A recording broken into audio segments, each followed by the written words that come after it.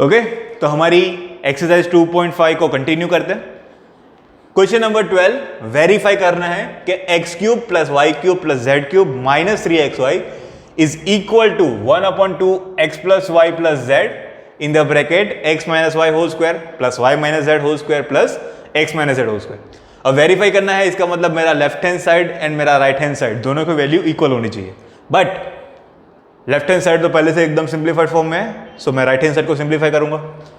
So RHS equals to अब 1/2 X plus Y plus Z, ये अभी भी सिंप्लीफाइड फॉर्म में है, जो ब्रैकेट में है, बड़े ब्रैकेट में है, स्क्वायर ब्रैकेट में है, उसे सिंप्लीफाई करते हैं। तो X minus square whole square X minus Y whole square, so that is X square minus 2xy plus Y square, right. Similarly Y minus Z whole square, तो plus Y square minus 2y Z plus Z square, and similarly lastly X minus Z whole square, तो plus X square minus 2xz plus Z square, right. ये हो गया ये square bracket का simplification.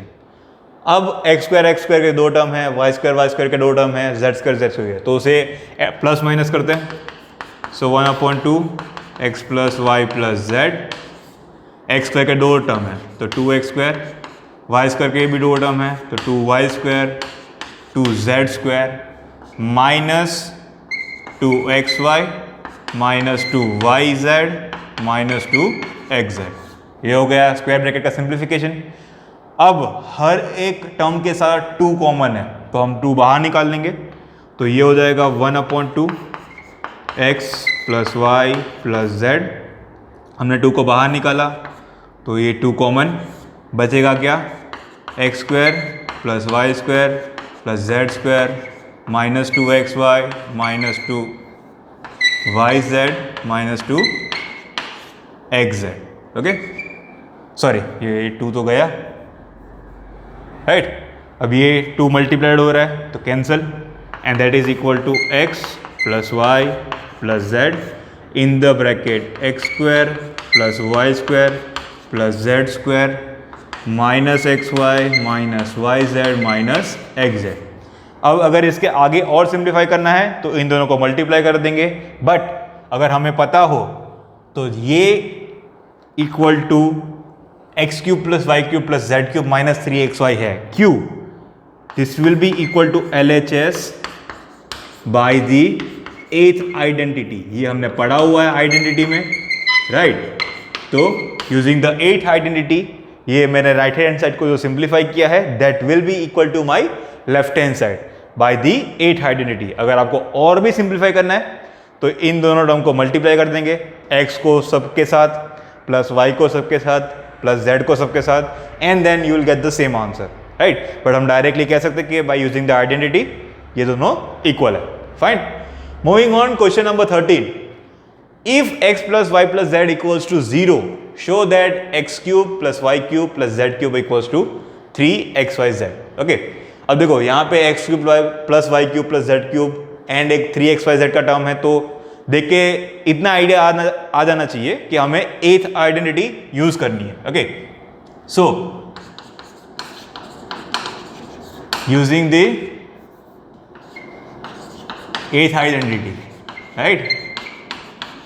So we know that x cube plus y cube plus z cube minus 3xyz equals to x plus y plus z in the bracket x square plus y square plus z square minus xy minus yz and minus xz। Okay, इतना हमें पता है, ये है हमारी identity, right. अब हमें दिया है x plus Y plus Z 0 है, तो अगर ये 0 है तो 0 के साथ कुछ भी मल्टीप्लाई करो तो 0 हो जाएगा। तो therefore X cube plus Y cube plus Z cube, sorry X cube plus Y cube plus Z cube minus 3xyz equals to 0। हमारे पास रीजन है कि x plus Y plus Z equals to 0, right. अब अगर ये 0 है तो 3xyz को हम राइट हैंड साइड पे ले जाएंगे, तो therefore X cube plus Y cube plus Z cube equals to 3xy z। Done. Okay, एकदम सिंपल है। हमने एथ आइडेंटिटी को यूज़ किया तो ये आइडेंटिटी थी। हमें दिया गया है कि x plus Y plus Z zero है, तो अगर ये जीरो हो जाएगा तो उसके साथ कुछ भी मल्टीप्लाई करेंगे तो वो भी जीरो, तो ये डायरेक्टली इक्वल टू जीरो हो गया। सिंपली फिर -3xyz को मूव कर देंगे तो दैट इज इक्वल टू, तो हमें वेरीफाई कर लिया। Okay, moving on 14th question, without actual calculation, बिना कुछ एक्चुअल कैलकुलेट किए, find -12 whole cube plus 5 cube plus 7 cube. अब यहाँ पे एक चीज हम नोटिस कर सकते हैं कि 3 क्यूब का एडिशन है, राइट।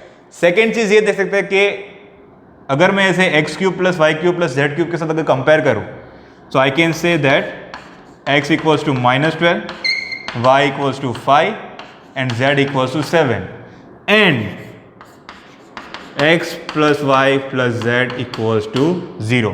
-12 प्लस 5 प्लस 7 0 है, तो अगर x plus Y plus Z 0 है तो हम ये प्रॉपर्टी यूज कर सकते हैं, राइट। तो X cube plus Y cube plus Z cube की वैल्यू क्या आ जाएगी 3xyz। सो सिमिलरली हम ये आइडेंटिटी को यूज करेंगे। So -12 cube plus 5 cube plus 7 cube equals to 3 into -12 into 5 into 7। Okay, अगर आपको यहाँ पे लिखना हो तो ये आइडेंटिटी लिख सकते हैं, ये प्रॉपर्टी लिख सकते हैं कि हमने ये प्रॉपर्टी को यूज करके ये ऐसे सॉल्व कर रहे हैं, राइट। अब मल्टीप्लाई करेंगे तो 5 12 60 21 एंड -1260, ये आ गया हमारा आंसर बिना एक्चुअल कैलकुलेशन किए। The sum of this 3 cube is equal to -1260। आप सिमिलरली सेकेंड सम भी कर सकते हैं। Okay, moving on 15th question, find the length and the breadth if the area of a rectangle is this much. Okay, हमें expression में देखना है। अब मेंसुरेशन में हमने पढ़ा है कि कोई भी रेक्टेंगल का अगर एरिया लेना हो तो that is L into V, right. तो हमारे पास लेफ्ट हैंड साइड पे क्या है, लेंथ इंटू ब्रेथ। तो राइट हैंड साइड पे भी तो कुछ दो चीजों को मल्टीप्लाई करके कुछ मिला होगा, एंड हमारे पास क्या है यहाँ पे एक क्वाड्रेटिक पॉलिनोमियल, तो उसे हम क्या करेंगे, फैक्टराइज करेंगे, वेरी सिंपल, राइट। अब क्योंकि क्वाड्रेटिक है तो बेसिकली हम splitting the middle term safely use कर सकते हैं।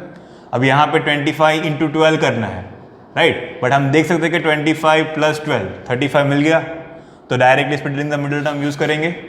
सो L into B should be equal to 25a square minus 25a minus 12a plus 12। Okay, अगर अभी भी आपको स्प्लिटिंग द मिडिल टर्म नहीं आती है तो पिछले वीडियो देखिए, थोड़ी सी प्रैक्टिस करिए, तो बेसिकली आप अच्छे हो जाएंगे एंड देख के आपको आइडिया आ जाएगा कि कैसे यूज करना है। ओके, अब चार टर्म, सो रीग्रुपिंग, 25a कॉमन बचेगा मेरे पास a -1, सिमिलरली यहाँ पे -12 कॉमन एंड अगेन a -1 बचेगा, तो a -1 कॉमन निकला and 25a minus 12 is the second term. तो यहाँ से हम कह सकते हैं कि भाई length equals to a -1 and breadth equals to 25a minus 12। Okay, हम वाइसा वर्सा भी लिख सकते हैं कि ये लेंथ है एंड ये ब्रेथ है। बेसिकली हमें एक्सप्रेशन निकालना था, वो हमने निकाल लिया, फाइन। उसी तरीके से क्वेश्चन नंबर 16 दिया है कि भाई find the length breadth and the height of a cuboid जिसका वॉल्यूम दिया गया है 12k² plus 8k minus 20k। अब वॉल्यूम का मतलब है L into B into H, मतलब मुझे तीन चीजों को मल्टीप्लाई करके कुछ लाना है। ओके, अब अगर मैं यहां पे देखूं तो ये तो क्वाड्रेटिक पॉलिनोमियल ही है अभी भी, तो दो फैक्टर पॉसिबल है, राइट। बट अगर हम और क्लोजली देखें तो यहां से कुछ और भी कॉमन निकल रहा है जो कि तीनों टर्म में है। तो अगर तीनों टर्म को हम देखें तो यहाँ पे 4k कॉमन है, तो मैं 4k कॉमन बाहर निकाल लेता हूं, तो क्या बचता है 3y² plus 2y minus 5, right. तो ये हमारे पास एक कॉमन फैक्टर बन गया पहले से, एंड अभी भी हमारे पास एक पॉलिनोमियल बचा हुआ है, राइट। अभी भी हमारे पास एक क्वाड्रेटिक पॉलिनोमियल है, तो अब हम ऐसे क्या करेंगे, बस वैसे ही फैक्टराइज कर देंगे। So this is equal to 4k, again splitting the middle term, so 3y², अब 3 इंटू 5 15 के फैक्टर्स बनाने हैं, बट हम देख सकते हैं 5 माइनस 3 2 आ जाएगा, so minus 3y plus 5y minus 5, right. तो ये हो गया 4k, regrouping, so 3y is a common factor, y minus 1, minus 5 is the common factor, again y minus 1, okay. तो यहाँ से मेरे फैक्टर्स बनते हैं 4k, y minus 1 and 3y minus 5, right. तो यहाँ पे हम कह सकते हैं कि length is 4k, breadth is y minus 1 and height is 3y minus 5। आप कोई भी इनवर्सली अंदर बता सकते हैं कि ये लेंथ है, ये ब्रेथ है, ये हाइट है, या तो वाइसा वर्सा कुछ भी तरीके से, ओके।